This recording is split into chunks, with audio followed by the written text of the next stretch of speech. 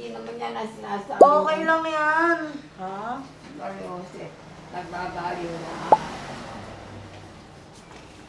So, ganito po kahirap. True. Ito po ang aming pinagdadaanan. Buwan-buwan. Wala kasing ramp eh. Oo. Sige, te. Doon ka sa paano na. Magkano? Magkano? 100 lang. Ang malaki naman yung ano yun. Alin? Oo, ayoko niyan eh. Ayoko niyan. Nalulula siya. Ayoko niyan. Sinasabi na. Sinasabi na nga eh. Kaya ko. Ay, sinabi niyo nga kanina. Sige, baka. Aray ko. Aray! Aray! Aray po! Para po, para! Para! Pag nakuha ako, tatay na ako, tatay! Aray! Aray ko po! Aray! Aray ko po! Uuwi na ho sila.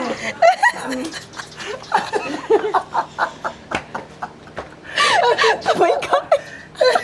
Para! Sabay kain at tinawag. Aray ko. Alam mo na, naaawa ako na natatawa. Maintindihan. Hindi na malaman eh, magsi-CR, papara. Taas mo pa. Wala nga ako eh. O, sige, konti na malapit na.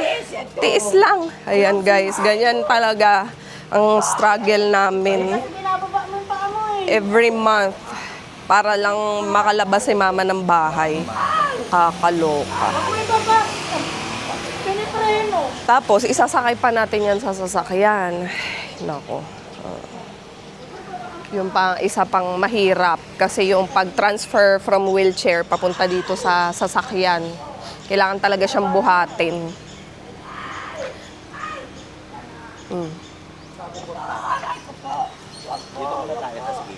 Wag po, aray!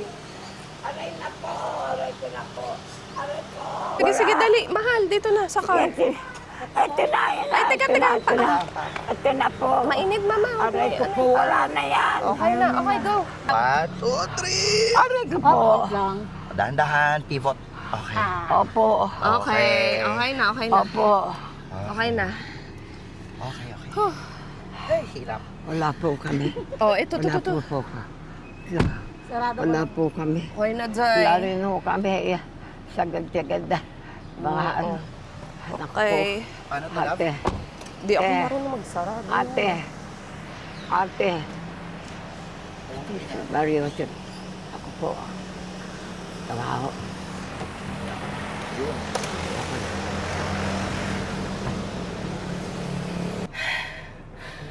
Hingal ako. Oh.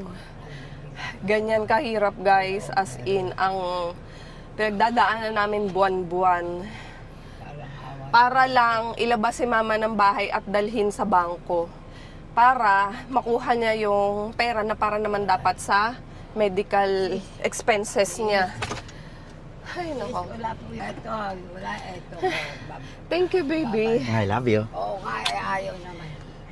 Na ano kasi Nilak siya, Mga kanasis. nalulula siya guys pag inaandar siya sa wheelchair.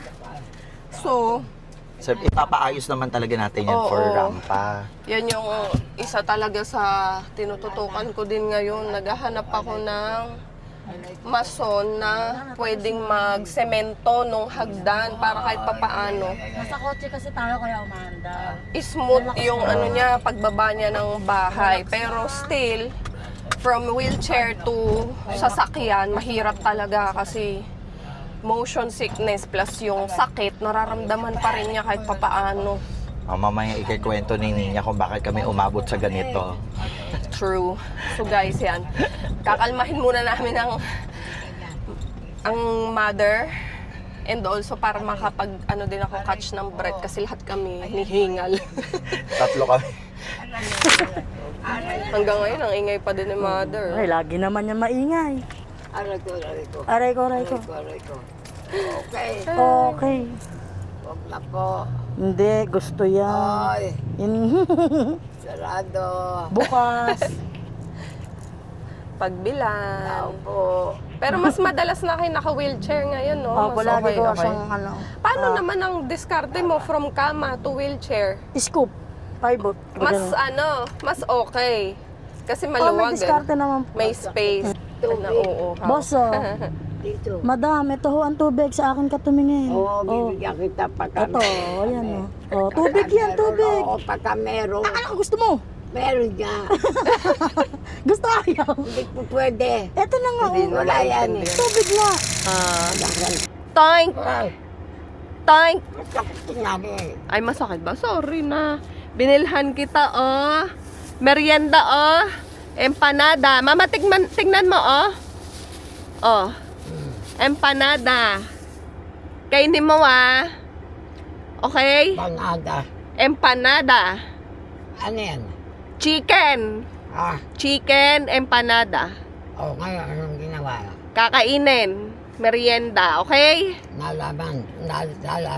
Oo, nalaman na masarap, kaya kainin mo, ah. Okay? Antayin natin si Jet, guys. Ayan, nandito na kami sa bahay. Ito, alam nyo, nako, ito na yata yung, actually sure ako, ito na yung pinakamabilis namin na withdrawal transaction sa tala ng buhay ko. Nakasama ko nag-withdraw si Mama. As in bilang na bilang ko talaga, guys. In less than 30 minutes natapos yung transaction namin. Na first time lang talaga nangyari ngayon. So later i-detalye ko sa inyo yung yung mga experiences ko, i-share ko sa inyo. So anyway, habang inaantay natin si Jet, ayan. Ililipat na namin si Mama sa wheelchair kasi 2 tao lang naman yung kailangan pag ibababa na from sasakyan. Sis, pahingi nga po ito. Opo, magtutubig tayo. Opo. May juice pa doon. Ay, Wow, mag-juice tayo ay naku po, ay naku po. Ay naku po. Buwas na yan. Ay, ano ba yan? Tawa ka lang. Saan niya ba yan? Sus, Ginoo. Naku po, Panginoon. Sobra naman yan. Ay! Ay! Oy.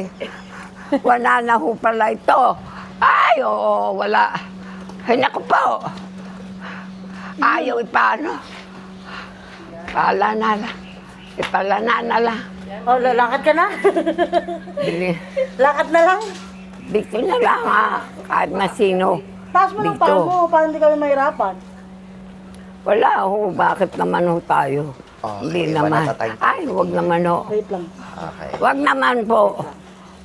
Tingnan nyo naman ho. Yay! Ay! Wala na kami kanina.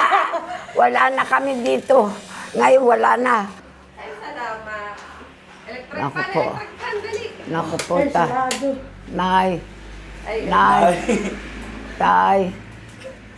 Wala na po ba tayong lahat? nanay, tatay, gusto kong tinapay. Oo nga ho, pero hindi naman dapat Oh, naman. tubig. Tubig na tubig. Oh, tubig. Tubig. Tubig. Okay po. Tubig, boss.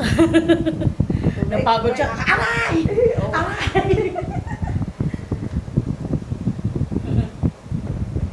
Talagang totoo ba ito?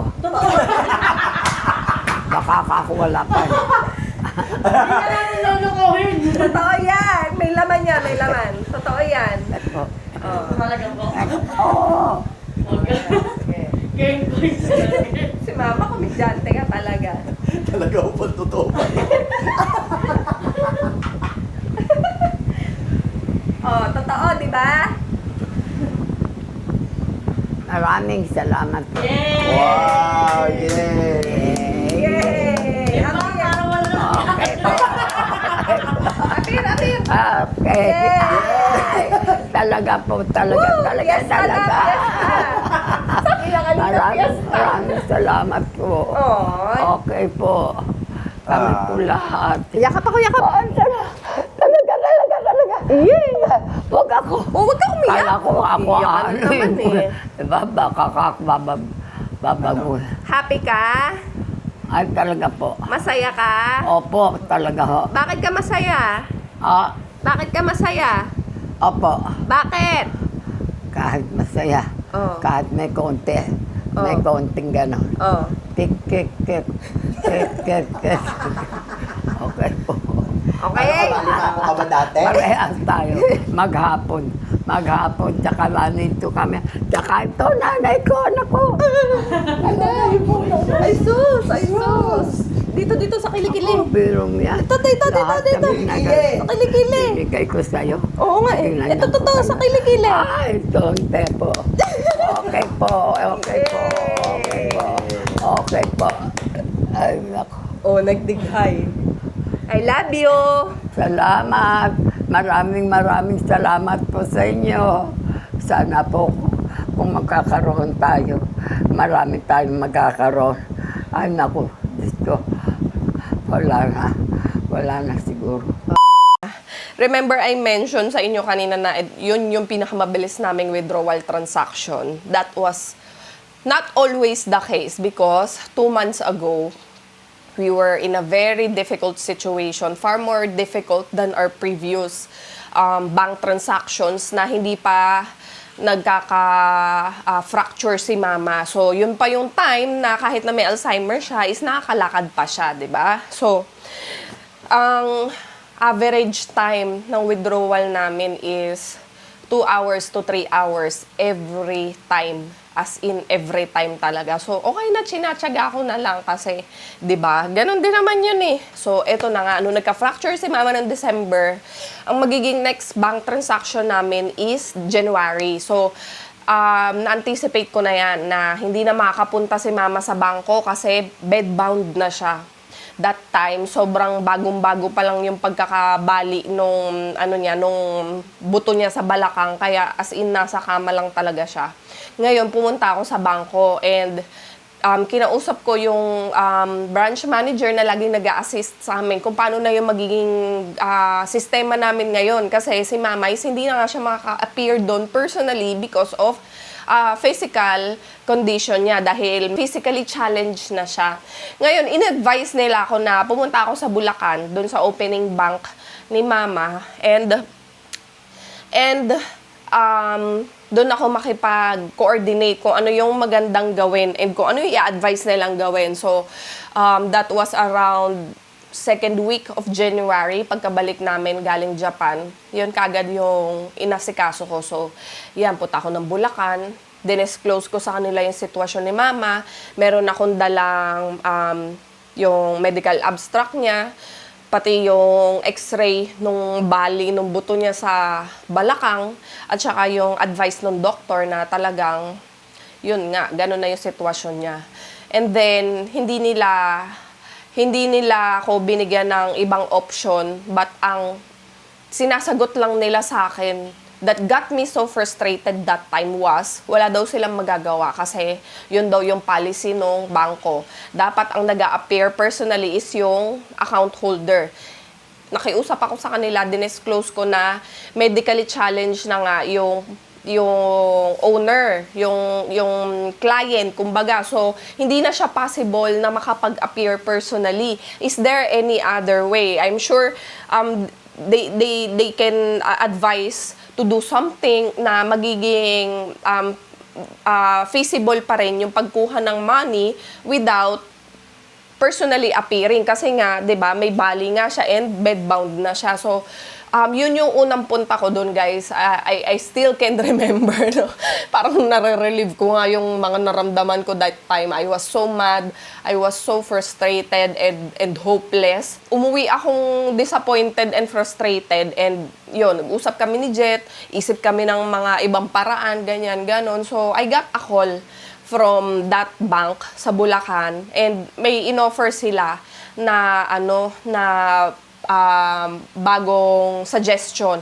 Kasi that time, I emailed talaga kumbaga, I formally emailed the situation and asking, kumbaga, tinag ko talaga doon sa email ko yung mga branches na connected sa kanila. I think, baby, no, tinag ko din yata or in-email, sinisi ko din yung sino to? Bangko Sentral.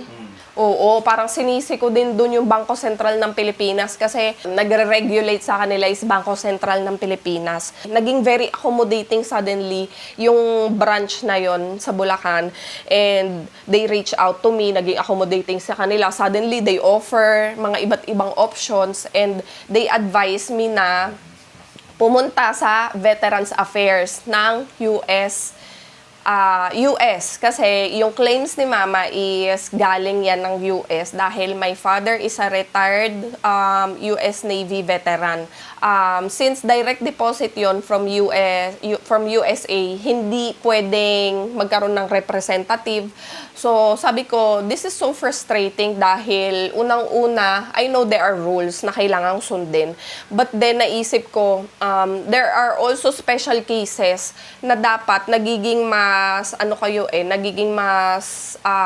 kumbaga, explorative, where you can be charitable and compassionate doon sa kliyente nyo katulad niyan, di ba? Hindi naman nang loloko.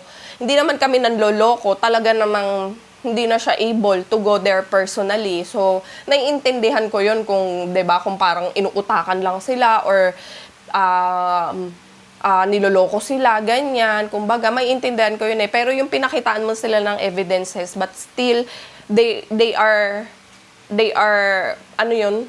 sila, talagang firm sila and sarado sila. So, sabi ko, this is something frustrating talaga. So, eto na, dun tayo sa second part. So, I reached out sa US veterans. So, dun ako nakipag-coordinate sa Veterans Affairs ng US. So, hindi naman ako makapunta dun agad-agad kasi, di ba, parang hindi naman yun ganun kasimple eh. So, tama na nga yung hinala ko dahil hindi ako pwedeng lumitaw doon at sumulpot basta-basta. Tumawag ako sa phone call, ganyan. And that time, I have nothing but the information of my parents and yung mga ibang details na I was mentally aware of. And, you know, yung mga pangalan, birthday, ganyan, history, ganon. Except yung social security number ng daddy ko. Kasi that was something na I was never aware of and I didn't know talaga. Kung meron man nakakaalam niyan, it's either talaga, it's only Mama and si Kuya Boy. Yan, si Kuya Boy kasi yung panganay naming kapatid and for sure yung mga matagal na nanonood kilala nyo yon, which is nagmatay na rin way back 2022. So, kumbaga, hindi na rin siya possible na malaman ko and sabi nila, wala daw bang ibang mga documents, ganyan. And yun nga, sabi ko, wala akong access doon. Yung kapatid ko na may alam is patay na. And then yung mother ko na may alam is may Alzheimer's na. So, kumbaga, hindi siya makakasagot sa akin na matinong sagot. Sobrang grabe sorry talaga doon sa word, pero ipinaramdam nila sa akin talaga na parang wala. Dahil hindi mo alam, bahala ka sa buhay mo. As in, I got so frustrated. I feel so hopeless and helpless. And they made me feel na that is something na wala na akong magagawa dyan. Hindi mo alam, bahala ka sa buhay mo. Yung mga sinuggest nila sa akin na option, na-exhaust ko na yon lahat. And wala talaga akong natagpuan na social security number. Tapos, tumawag ulit ako. Meron nakasagot sa akin na lalaki. Yan, I can still remember na sinabihan niya ako na okay lang po yan. Basta mapatunayan niyo po na kayo yung anak. Basta ma-establish ko na ako yung legitimate child ng parents ko is i-disclose nila sa akin yung social security number na nandun sa system nila. So, pumunta ako dun guys dahil nga na-secure ko na lahat ng documents eh. That was the time na nagpagawa ako ng SPA, nagpagawa ako noong legal guardianship something. Kumbaga, nagpa-lawyer talaga ako, ginastusan ko talaga yan. I even brought yung death certificate ng daddy ko, yung marriage contract nila ng mama ko, tapos ano pa ba? Medical abstract, and then yung other medical papers na makakapag-support doon sa claim, kumbaga, na gusto kong mangyari. So, di ba, excited na excited pa ako, guys. Imagine nyo, from Novaliches, pumunta ako doon sa may, sa may malapit sa Cuneta Astrodome. So, binaybay ko talaga yon from US Embassy, diretso ka pa South area, I think mga 15 minutes more. So, nandun na ako, only to find out na hindi pala ako makakapasok nang wala akong social security number. So, ito na naman tayo. Grabe. Alam niyo yung guys, doon pa lang sa security, sa pintuan pa lang, parang wala ka ng wala ka ng sinabi, wala ka ng karapatan, ganyan. So, I feel helpless and I feel so small dahil sabi ko, hindi naman para sa akin yung, kumbaga hindi naman to para sa akin, para sa nanay ko to na deserve niya naman to, na dapat sa kanya naman talaga yung pera na yun. And sabi ko, bakit ganito yung pinagdadaanan ko? Sobrang hirap talaga na parang, para akong nagnanakaw ng pera na hindi naman sa akin. I feel like that talaga during that time. So, tumawag ulit ako doon sa operator kasi I was hoping na ang makasagot yung lalaki na nag-assist sa akin, pero nako, iba't ibang nakakasagot sa akin na babae. Ang katangahan ko lang din kasi nung first time na tumawag ako, hindi ko nakuha yung pangalan ng lalaki because dun sa pagiging accommodating niya, and I got all the details and the information that I needed, that I forgot to ask for his name because I was so very satisfied doon sa naging phone conversation namin. So, hindi ko na naitanong yung pangalan niya.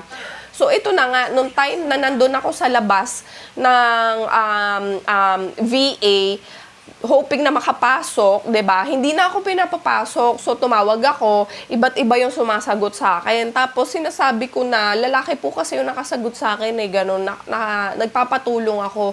And yung dalawang girls doon, they made me feel rejected, dismissed, and I got so frustrated kasi grabe talaga yung treatment na ginawa nila sa akin. Parang kulang na lang sabihin niya, wala kang karapatan dyan, kaya hindi ka namin i-accommodate. Ganon. Kulang na lang talaga sabihin nilang ganon, as in, sobra talaga yung frustration ko. Up to the point na umuwi na lang ako sa bahay, but while driving, sabi ko, Lord, I am so tired. I am so frustrated and I feel so hopeless and helpless na I don't know what to do anymore. That's why sabi ko, tulungan mo na lang ako dito sa nararamdaman ko, samahan mo ko kasi talagang nagha-harbor na ako ng galit sa heart ko. And sabi ko, ayoko nung ganun dahil sabi ko, syempre sila ginagawa lang din naman nila yung trabaho nila, pero sabi ko, ako din naman may pangangailangan ako. Lalo na yung nanay ko may sakit na may pangangailangan pa. Tapos hindi, kumbaga diba, hindi niya makuha yung para sa kanya. Sabi ko, Daddy, mag-intervene ka na. Hindi ko alam kung paano pang gagawin ko. Sabi ko, hindi ko alam kung saan kong lupa-lup hahagilapin yung social security number mo. As in talaga. Dahil sabi ko, yun lang yung susi That's the only key for me to start processing everything. Tapos ito si Jet, sabi niya, sigurado ka ba wala talaga ganyan? Sabi niya, uwi tayo ng Bulacan ulit, subukan nating hanapin doon. Pero sure ako na wala doon sa Bulacan. Tapos kasi meron akong mga inutusan doon sa bahay namin sa Bulacan to double check, and wala din naman silang na-provide sa akin. Sabi niya, di ba merong luggage, yung maleta, old na maleta, na galing sa Bulacan noon, wherein nandun yung mga family pictures namin, mga other papers na I find important that time, kaya pinak ko yun. Hi, Cloudy! You're here! So, kumbaga, yun yung, kung meron mang mga bagay at alaala na naiwan, yun, nandun na siya sa loob lahat ng maleta na yun. Pero most of it is mga pictures talaga at mga other documents. Pero sigurado ako na wala doon yung social security number nung daddy ko. Kasi before, hinanap ko na yun, wala akong nakita. I even asked my brother, si Kuya Victor sa Canada, pero wala din siyang na-provide sa akin. So sabi ko, grabe, no? Wala na talaga. So, given na in-advise yun ni Jet, sabi ko, okay, sige, here comes nothing. I am so tired, I am so frustrated, and parang running out of options. I don't have any options anymore. Bumaba ako dun sa basement. Sabi ko, sige, here goes nothing. Might as well check it. Ganyan. So, umano ko guys, bumaba ako dun. And alam nyo, pag-open ko nung maleta, yun yung nakita ko. As in talaga, lukang-luka talaga ako that time. And pagbukas ko ng maleta, nakita ko yung social security number card nung daddy ko. Nandun siya sa gitna, na para bagang inayos siya and iniready para pagbukas ko, yun agad yung makikita ko. Alam nyo, pagkuha ko nung card na yon, kasi siya nasa loob kasi siya ng anong tawag dito, plastic card holder. Okay guys, ito siya. Ayan, nakalagay siya sa ganyan. Kita nyo, madilaw. 'Di ba? Madilaw siya kasi lumang-luma na talaga siya. So, imagine, no, ito kagad yung nakita ko doon, nakaharap sa akin yung pangalan ng daddy ko, nakaharap sa akin yung claim number niya, nakaharap sa akin yung pangalan ng card na Social Security Act Health Insurance Card. So, di ba, sabi ko, grabe. Tapos, ito na guys, yung talagang, this is something that I cannot deny or even forget. And, ito yung very, very proud talaga ako na i-share ko sa inyo dahil upon opening this, I found this estampita with the picture of Jesus looking on a direction. And then when I flip it over, ang nakalagay sa kanya, I am with you always. Alam nyo, nung nabasa ko to, dire-diretso na yung tulo ng luha ko. This is something that I've been holding on for how many years already dahil dun sa mga pinagdaanan namin na mag-asawa, it got us closer to God and it brings a different kind of spiritual approach for me. Alam niyo yun, but that's a different story. Pero ang point ko lang naman dito guys is whenever I feel hopeless and helpless, I turn to God and He never abandons me. Naiiyak na naman ako kasi totoo to. Ito talaga yung gusto kong i-share sa inyo. Nalato ko yan Napanood mo yan, di ba? Isul. No, saglit lang, hatok lang si Mama. Dahil this is real. God is real. Jesus is with us every time, anytime, everywhere, and whenever we need Him. Talagang, yan I am with you always. So, di ba, sabi ko, Lord, tinapos mo na naman yung laban. Sabi ko, ay, grabe talaga yung gratitude ng heart ko. Sabi. O, sige, basa mo, dali. O, wag ka muna maingay, ha? Sabi ko, grabe yung nararamdaman ko, guys. Yung lahat kumbaga, ng inconvenient feelings, napalitan lahat yon ng calm, peace, and gratitude. Fast forward, eto na, no? Kumbaga, settled na ako dahil meron na ako social security number, pumunta na ako doon, nagpaset na ako ng appointment, and also, naipasa ko na yung documents doon sa Veterans Affairs. Pero guys, hindi pa yun yung sagot na kailangan ko talaga. Kumbaga, process pa lang yun. Wala pa yung kasiguraduhan kung i-grant nila ako ng legal guardianship doon sa mama ko na para ako na yung makapag-process nung claims niya. Dinisclose ko na naman yun yung situation na yan doon sa branch ng bank ni Mama sa Bulacan. And meron silang in-advise sa akin ngayon na bago, na pwede daw, na habang nag-aantay ng result from Veterans Affairs, kasi naawa din siguro sila sa akin. Dahil pinagdasal ko din talaga yon.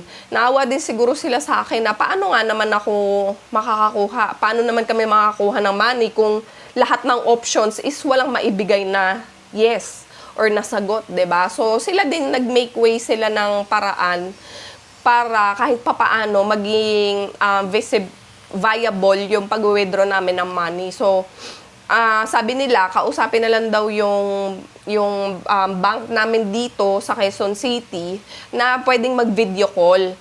Pag nandun na ako, i-video call si mother habang nandoon sa bahay para, 'di ba, makita nila kumbaga. Ano 'yan kasi security purposes 'yan, guys. Kumbaga two-factor authentication yan, ganyan. So, sige, okay, wala akong ano doon, wala akong kontra doon. Actually, sabi ko, very cooperative ako doon.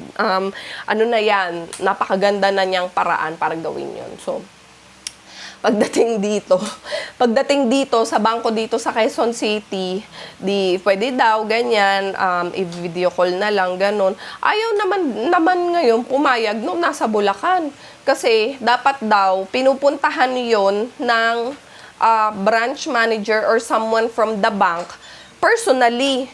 Sabi ko, pwede ba yun? Sabi ko, sige, pwede naman kako kahit ihatid sundo ko kako yung bank personnel para makita niya si mama doon sa bahay personally. Sabi ko, sige, yan, workable yan. Sige, okay kako, ihatid sundo ko yan. Kasi ako yun ako yung mga abala sa kanila. Of course, I will do everything to make it convenient for them, di ba? Wala akong problem doon. But then, nung nandun na ako, hindi daw sila pwedeng lumabas. So sabi ko, ito na naman tayo. Paiba-iba yung sagot. Pag binigyan ka ng sagot, hindi naman convenient or workable dito sa kabilang party. Tapos magsasuggest itong kabilang party ng suggestion, hindi tatanggapin ng kabilang side. Sabi ko na, hindi ko na talaga alam. Ito na naman kako tayo. Kaya ang nangyari ngayon, guys, wala. Pinupuwersa namin si mama, isakay sa wheelchair at dinadala namin doon sa bangko. Pero hindi ko na siya ibinababa ng sasakyan. Doon na lang siya sa car, tapos sila na lang ang lumalabas ng bangko para silipin si mama sa loob ng sasakyan. I mean, you know, 'di ba? If ang mga tao is magkakaroon ng konsiderasyon, charity at compassion sa heart nila, meron at meron tayong magagawa para sa pangangailangan ng bawat isa. So, hindi naman din sumama ang loob ko sa kanila kahit ganun yung mga pinagdadaanan ko. Talagang pag kay God ka nagtatrust, yung galit sa heart mo, hindi yan magfa-flourish. Madidisappoint ka, of course. Makakaramdam ka ng konting pagkainis, frustration, pero yung magalit ka, hindi yun magfa-flourish sa heart mo. And sabi ko nga, hindi naman lahat ng bangko ganyan. There are times din naman na talagang nag-a-accommodate sila. Siguro depende lang din talaga yan sa sitwasyon at sa tao nga naman, sabi ko sa inyo, 'di ba? So, ayun lang ang gusto ko i-share sa inyo. Kasi baka after nyo mapanood yung video na yun, sasabihin nyo, bakit nyo ba kasi pinupuwersa yung matanda? Bakit nyo ba pinapahirapan? If only we have another option para hindi siya mahirapan, bakit ba namin pahihirapan ang mga sarili namin, di ba? Siyempre gusto ko komportable si mama doon. Hindi rin kami nahihirapan magbuhat-buhat. Sino bang, di ba? Sino bang may gusto ng ganun? But they leave me no option. Despite the difficult situation that I am going through. 'Di ba? So, talaga, ganun lang guys. Na i-share ko lang sa inyo.